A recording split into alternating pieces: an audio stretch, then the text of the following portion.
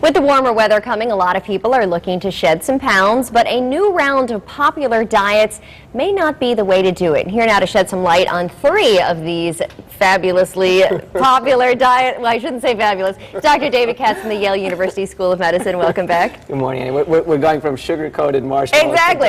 So for the record, do you like Peeps? Do you eat them? I don't want to go on the record about Peeps. Okay, we'll leave that alone. I'm taking the fifth on Peeps.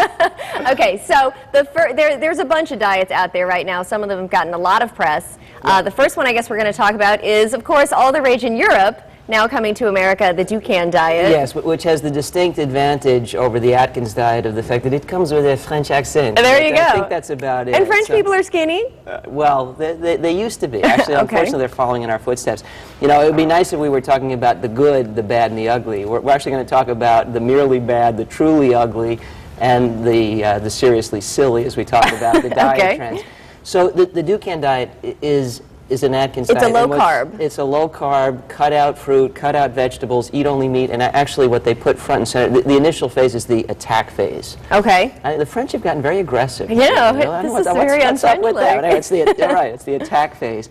And they have pictures of meat and offal. You know what offal is? No. Offal is organ meats. I mean, they're eating kidneys and liver. And apparently Kate Middleton has been using this to prepare for the nuptials. So I can't picture a princess eating She doesn't need to lose weight. Pancreas. Yeah, exactly. Anyway, the whole thing's a little bit disconcerting.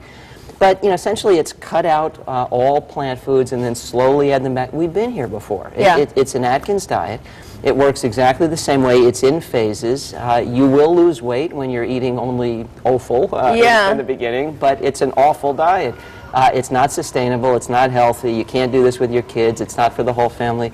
And it's old news. It's just old news with a French accent. With a new French twist on it. But because the royals were doing it, wildly popular anyway, even though it's silly. But don't try this. But no good. No. Okay, HCG is the next one. That's right. So the Dukan diet is the merely bad. The HCG diet is the truly ugly in the mix.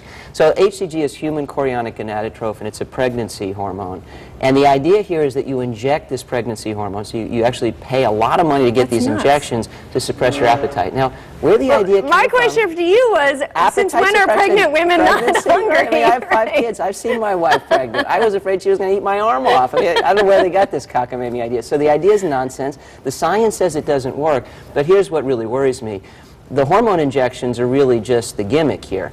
The diet is a 500-calorie-a-day diet. Now, that works. You lose weight. 500 calories. You're starving yourself. That's like an apple and a... Well, yeah, and a small piece of chicken, supposedly. Anyway, it can kill you. That's, oh, gosh. Yeah. We actually have a series of studies over the years showing that calorie restriction below about 800 has the potential to cut out essential amino acids, proteins from your diet that will cause you then to turn to your vital organs to get those proteins, like your heart.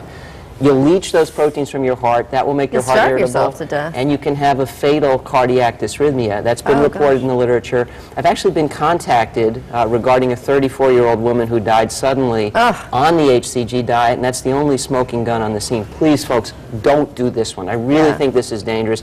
Good for the people who are selling it. They're making a ton of money at your expense, and maybe at the expense of your life. This one is truly ugly. Okay, and quickly, the last one that we have is the... Focus on fructose. So the sugar there was a debate. YouTube video talking about the dangers of fructose, which is in high fructose corn syrup for one thing, but it's also the sugar in fruit.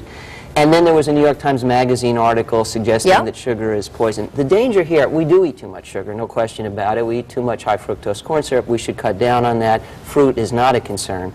But my worry is, if we just make one nutrient at a time the bad guy, so if we now say, okay, the solution to all of our ills is a fructose-free diet, food industry will give us fructose-free junk food. It's already started. They're giving us soda that has the sugar it used to have, but the banner on the front is no fructose. No fructose. Well, that doesn't mean it's better for you. Sugar is sugar. So this is just a dangerous invitation to the one nutrient at a time fallacy. But it's not bad to cut sugar out of your diet. Cut back on sugar is absolutely a good idea. Okay. Any and all sugar. Well, we eat too much of it. And the interesting thing is you can cut a lot of sugar out of your diet without touching dessert. There's sugar added to chips and bread and pasta sauce and salad dressing. Look for that stealth sugar when you're choosing products. You can cut a ton of sugar out of your diet that and leave your dessert alone. I like that. Maybe still have those peeps. I don't know. We're not discussing the beeps. Okay, good. Okay, great. Thank you so much, Dr. David Katz, Pleasure. with Yale University Medical School. And of course, to get all of this information, you go to our website, WTNH.com, and we will have it there for you. Thank you so much for coming in. Pleasure. Happy holidays.